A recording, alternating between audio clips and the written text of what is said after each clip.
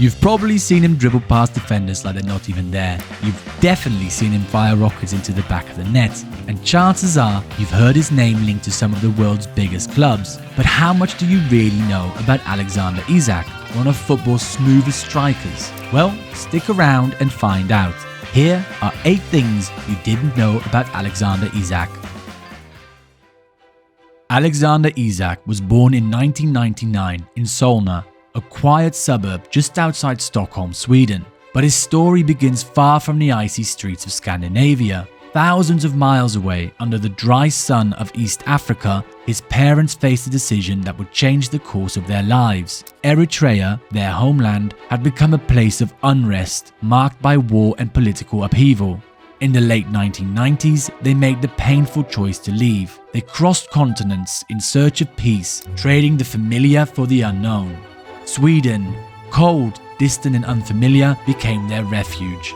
Even though he was born and raised in Sweden, Alexander never lost touch with his Eritrean roots. In 2018, he visited the country for the first time and called it the best trip of his life. He didn't just visit family though. During his visit, he connected with grassroots football projects in Asmara and attended local football matches. He also offered support to youth programs, wanting to give back to his community. But football wasn't just something he picked up on the playground. It runs in the family. His dad played professionally back in Eritrea, and his older brother was a big influence too, pushing him, training with him, and giving him that competitive edge from early on.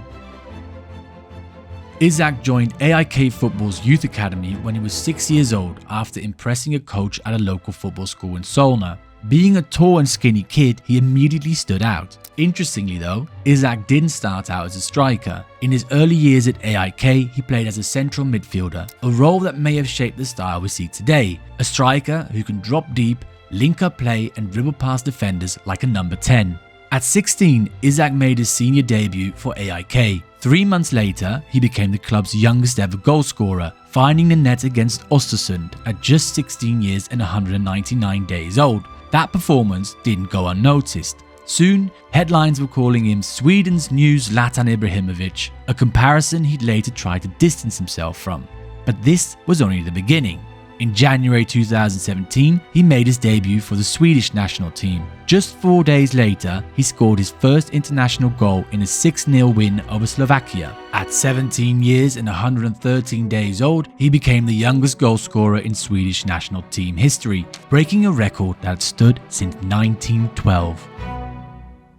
When you first look at Alexander Isak, tall frame, 6'4", long stride, you might expect a classic target man. But watch him for 5 minutes and you'll see he's anything but. He's quick off the mark, sharp with the ball at his feet, and his dribbling, especially in tight spaces, is seriously underrated. He's got that rare ability to drop deep, link up play, and then still be the one finishing off the move. It's part of what makes him such a nightmare for defenders. They don't know whether to follow him into midfield or stay put and risk getting burned in behind. Now, because he's Swedish and he plays up front, the Zlatan comparisons were inevitable. But if you followed Isak's career or listened to his interviews, you'll know that he doesn't like that label. Personality-wise, they couldn't be more different. While Zlatan is known for his larger-than-life persona, Isak is more reserved and prefers to let his football do the talking. In terms of actual playing style, the player he really looks up to is Thierry Henry, and that influence shows on the pitch. The way he drifts out to the left, glides past defenders and finishes with composure, there's a bit of prime Henry in that. Even Newcastle's coaches have pointed it out. There's elegance in the way that he plays. He isn't just a tall striker who can score goals, he's a modern forward. Fluid, intelligent and versatile. And that is exactly what makes him so special.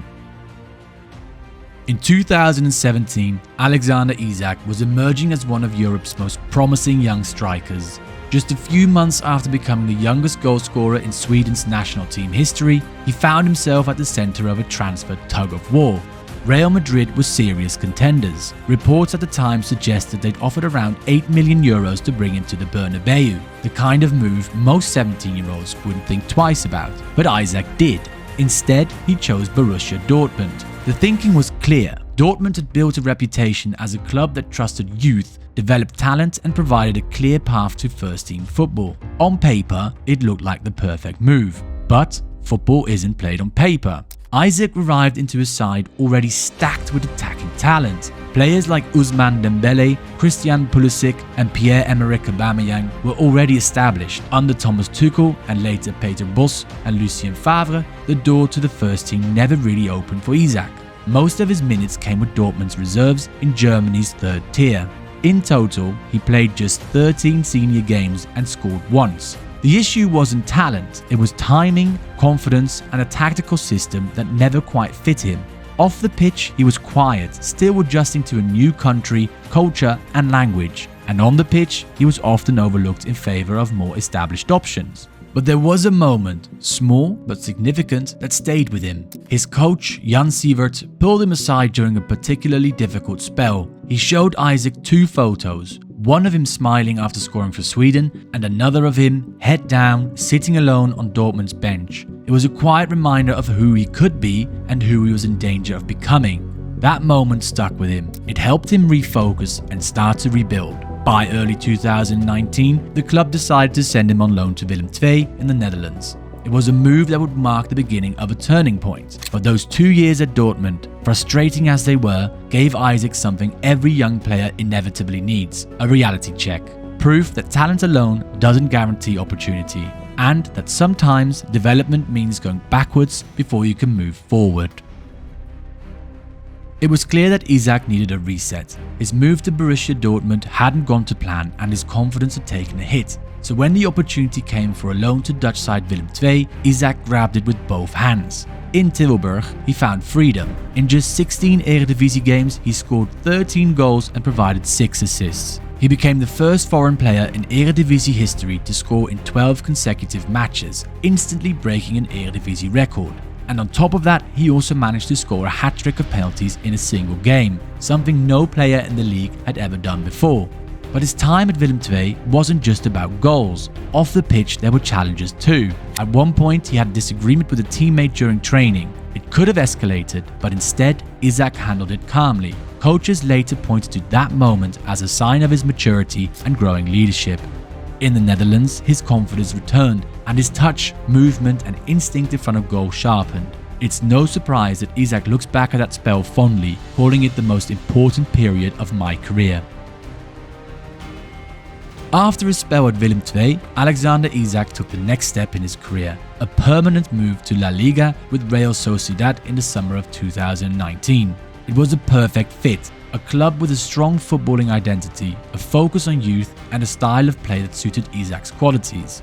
In his first season, he scored 9 goals in the league and added another 7 in the Copa del Rey, but it was in the cup where he delivered one of the defining moments of his early career. In a quarter-final clash at the Santiago Bernabeu, he scored twice, had a third ruled out and assisted another in a stunning 4-3 win over Real Madrid, knocking out the tournament favourites in their own backyard. The following season, his progression continued, where he linked up well with Arsenal's current captain Martin Odegaard. Isak finished the 2021 La Liga campaign with 17 goals and in the process became the youngest player in history to score in 5 consecutive games, at just 21 years and 146 days old. A record that was previously held by Sergio Aguero for Atletico Madrid and Samuel Eto'o for Barcelona.